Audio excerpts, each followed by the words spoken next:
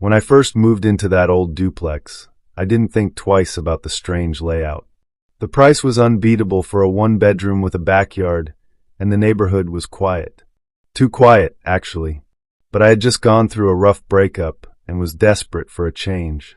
The agent said the last tenant moved out without notice, which didn't surprise me. The place was dusty and had a smell like wet stone when I moved in. But I could live with that. I needed silence, and this house seemed to offer plenty. For the first few weeks, things were uneventful. I unpacked, bought some second-hand furniture, and threw myself into work. I'd come home around 7, make dinner, and sit on the couch in complete stillness. No traffic, no neighbors, not even barking dogs. It felt peaceful, until I started hearing the whisper. It began one night as I was falling asleep. Just as I was slipping into that haze between awake and unconsciousness, I heard it, a soft voice, faint and low, like someone speaking through fabric. At first, I thought it was coming from outside. I got up and checked the window. Nothing. Then I thought maybe the neighbor on the other side of the duplex had left their TV on. But the other unit had been vacant for months. Still, I wrote it off as my imagination. But then it happened again. And again. Always just as I was about to fall asleep. And every time, it got a little clearer. By the end of the second week, I could make out fragments. Can't breathe. So cold. Please. The voice was dry, broken, like someone choking on dust. I stopped sleeping. I'd lie in bed, eyes wide open, waiting for the voice to return. Sometimes it wouldn't.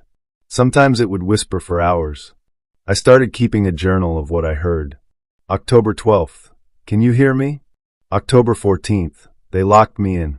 October 16th. Behind the wall. Can't see light. I didn't tell anyone. What would I say? Hey, I think my wall is haunted. No thanks. I'm not the superstitious type. But the voice, it felt human. Not some ghostly moan, but a real voice full of pain.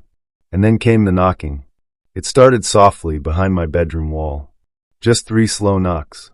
Always around 3 a.m.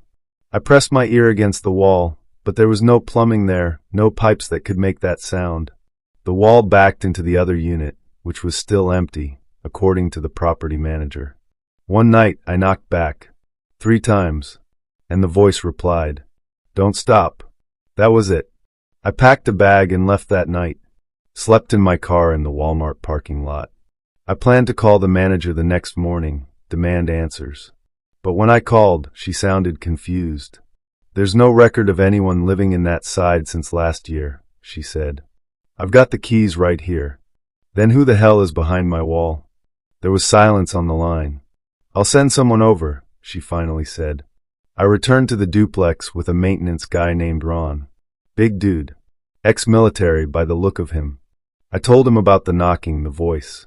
He didn't laugh, didn't call me crazy. He just nodded and followed me inside. We went straight to the bedroom wall. "It's hollow," he said, tapping it, "but weirdly thick." He stepped outside to get a flashlight and tools. I stayed inside, staring at the wall. That's when I heard it again. Not a whisper this time, but a scrape. Something dragging across wood. Then the faintest voice. "Please hurry." I froze. My breath caught in my throat. I didn't even realize Ron was back until he touched my shoulder. "You okay?" "Listen," I whispered.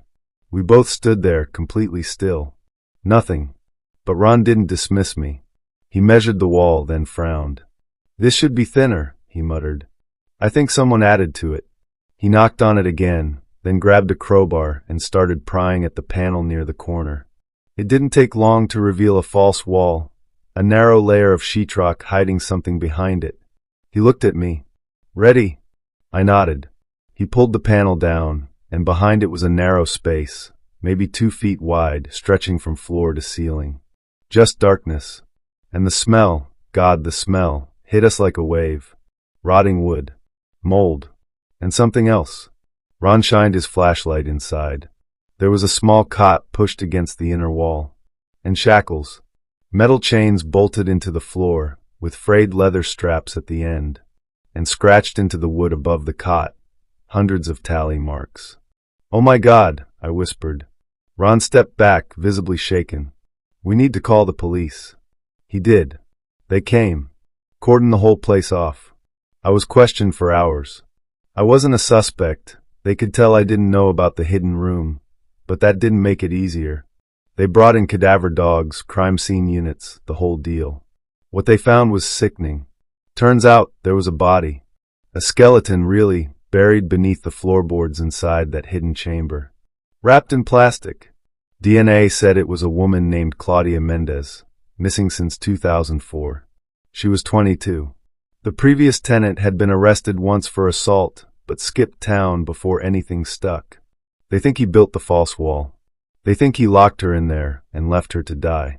She scratched tally marks into the wall until she stopped moving. I moved out, obviously. But here's the thing, and I swear on my life this is true. The night after I left, I stayed at a friend's place. Couldn't sleep. Around 3 a.m., I sat on the couch, staring at the ceiling. And I heard it again. A whisper. Thank you. It wasn't from a wall this time. It was right behind me. When I turned around, no one was there. 2 weeks later, I got a package. No return address. Inside was a Polaroid photo. It showed the room behind the wall, but not empty. In the picture, there was a woman, sitting on the cot, smiling faintly. Wearing torn clothes. Face dirty. Eyes hollow. And behind her, in the shadows, was a man. Smiling too. I turned the photo over. One word was written in pen. Not alone. I burned it. I moved again. Different city. Different job. I sleep with the TV on, and I haven't told anyone. But some nights, not always, just sometimes, I still hear it. A whisper. Not Claudia's.